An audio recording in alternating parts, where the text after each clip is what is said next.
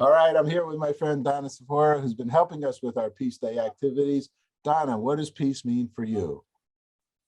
Well, it depends on where I am and what's happening at the moment. And peace means something for me different every moment of the day, depending where I'm at.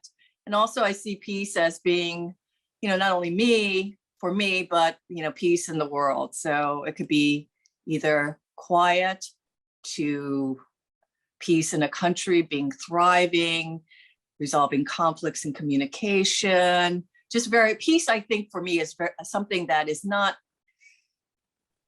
passive but active, I would say, in many cases. Yeah. Aha, very nice. Listen, you're going to want to make something beautiful happen over there on the 22nd. Everybody out there, Donna can show you how to make what are you going to show them how to make?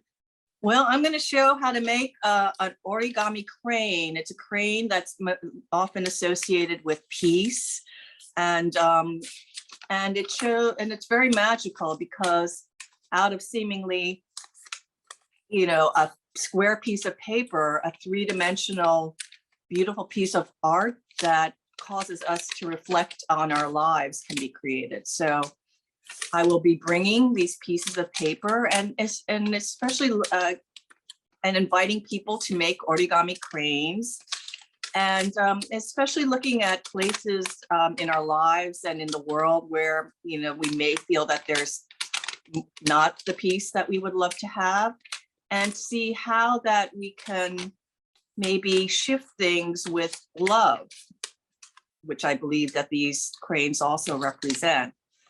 So, and I'm especially as the focus is on Ukraine as one of many regions of the world, unfortunately, in conflict at this time. It's like, yes, there's resolutions being attempted through military hardware and, a lot of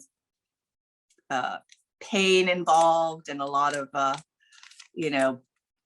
traditional conflict. But, how can we possibly influence the outcome of that region through love and through peace? And I'm thinking that perhaps if the people of Ukraine and people around the world make origami cranes, and it can be in the colors of the Ukraine flag or anything else that is on hand, and create these cranes, these paper cranes that can then be put out in the land and just be the stand for the peace and the harmony and the well-being and the thriving for our children and the future that, and we all want. Everyone there, I believe, in its heart wants. The soldiers fighting, the civilians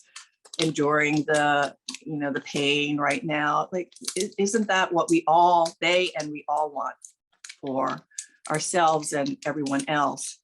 So, so what if we create these paper cranes and put them out out in the country, all over, everywhere, because maybe it's not safe for people to be there, but cranes can be there, and they can be the stand and the symbol of what is in the hearts of the people, that they want peace for themselves and their children and their families and for everybody, really.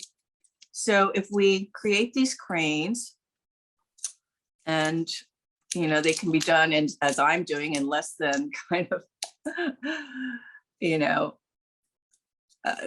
3 minutes, but it also can take, maybe it's meditative, and it could take as long or as short as you'd like, and time to reflect.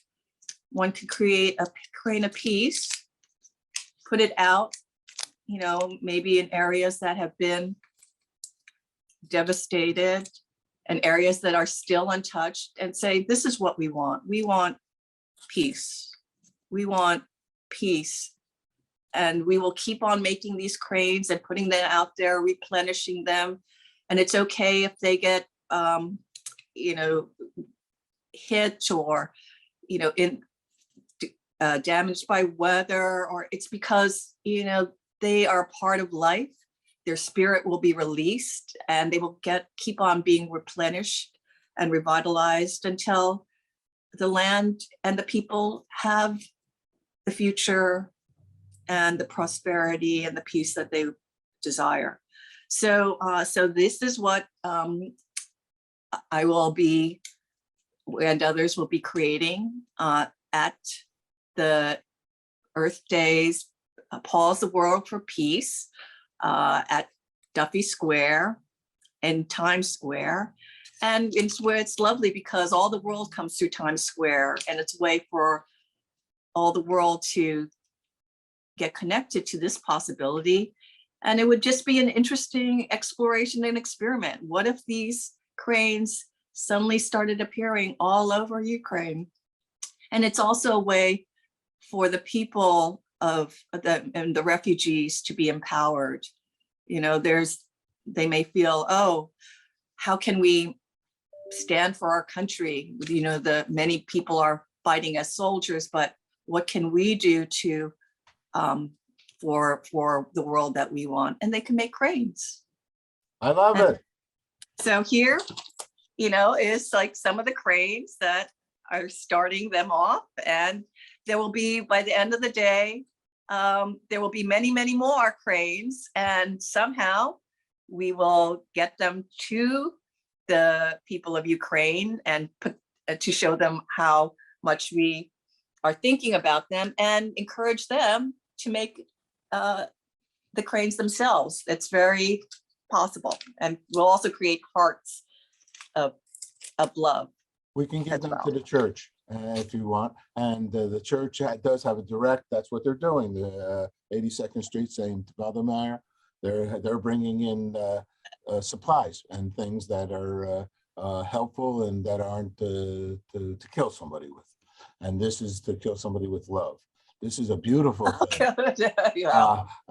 It's an interesting comparison, but you're all about love. Donna, thanks so much for sharing. Find Donna. She's here in Times Square, and it's a beautiful thing. And she's been doing this for years and years and years. Her soul and heart is all about peace. Donna, thanks so much for sharing.